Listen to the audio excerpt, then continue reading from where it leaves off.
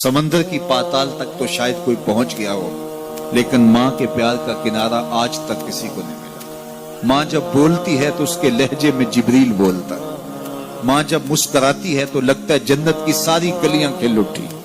अल्लाह ने उसके सीने में वो दर्द, वो दरक, वो मोहब्बत, वो उल्फतों का एक जहां आबाद कर दिया है। माँ तो फिर माँ ही होती है। उसके सीने में रखा हुआ प्यार तो एक अजीब कायनात है। तड़पती हुई ममता एक अलग ही जहान है। कभी आपने देखा हो कि बच्चा घर से निकलता है, दुनिया की बड़ी बड़ी दानिशगाहों में उसका इंतजार हो रहा होता है, लोगों को अक्लो बीनश सिखाने जा रहा होता है, उसकी एक एक बात को लोग मोतियों की तरह झोलियों में डालते हैं।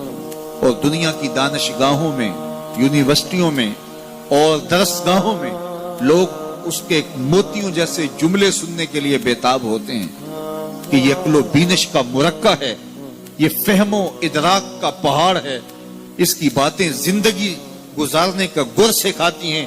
तो लोग सीखने के लिए जमा होते हैं। लेकिन वो शख्स जब घर से निकलता है तो माँ कितने भोले अंदाज में कहती है, पुत्र जरा सड़क ध्यान से अबूर करना। जो दुनिया को अक्लो बीनश का सबक सिखाने जा रहा है, उसको ये भी नहीं पता कि सड़क कैसे अबूर करनी है। लेकिन माँ के प्यार का रूप है, ये माँ की मोहब्बत का तेवर है, ये उसकी उल्फत के रंग हैं। और जब तक बच्चा घर पलट नहीं आता, बेटा वापस नहीं पहुंच जाता, माँ के दिल में खटका रहता है और वसवास में रहती है और बेटे के लिए दुआएं मांगती रहती है कि मेरा बेटा खैर से घर पलट आए। माँ के सीने में इतना प्यार क्यों है? दुख जी लेती है, तकलीफें गवारा कर लेती है। गरीब माएं तो बेटों और बेटियों का पेट पालने के लिए किसी के घर के बर्तन भी मांजने पड़े तो इससे भी गुरेज नहीं करती।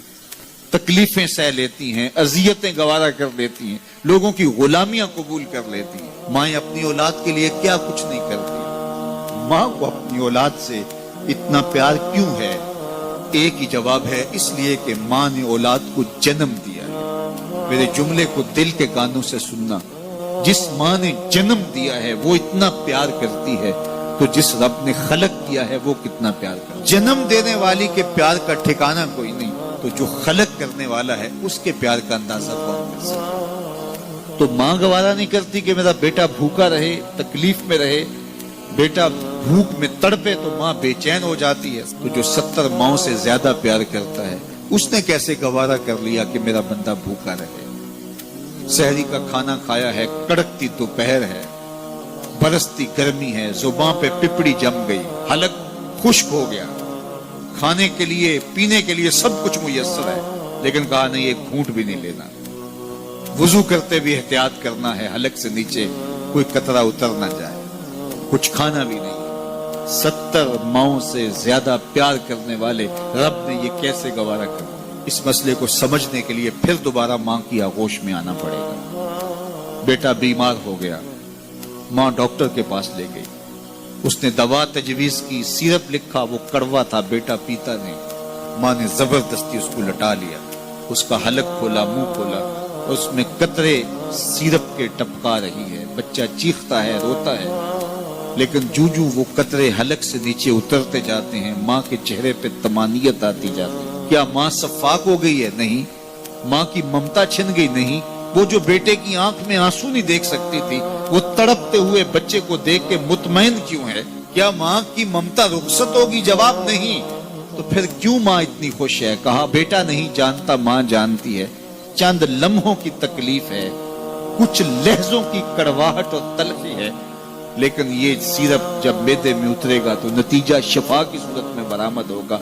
माँ की निगाह इस कड़वे सिरप पे नहीं, माँ की निगाह नतीजे पे है। कहा 70 माओं से ज्यादा प्यार करने वाला रब तुम्हें बहुत प्यार करता है, लेकिन भूख और प्यास इसलिए गवारा करवाई जा रही है, लअल्लकुम तत्तकून। इसका नतीजा तकवे की सूरत में बरामद। तुम्हें इत्तिका की दौलत मिलेगी, तुम तकवे का नूर पालोगे। इसलिए महीना एक मौका है, एक फुर्सत है। हम इस फुर्सत को गनीमत जाने और अपने नफ्स को काबू में करें। रोजा हमें बहुत कुछ सिखाता है, इससे वो सब कुछ सीखें और अपने मन को संवारने की कोशिश करें। तो जब हम तकवे की दौलत पालेंगे तो रोजे का मकसूद हासिल हो जाएगा।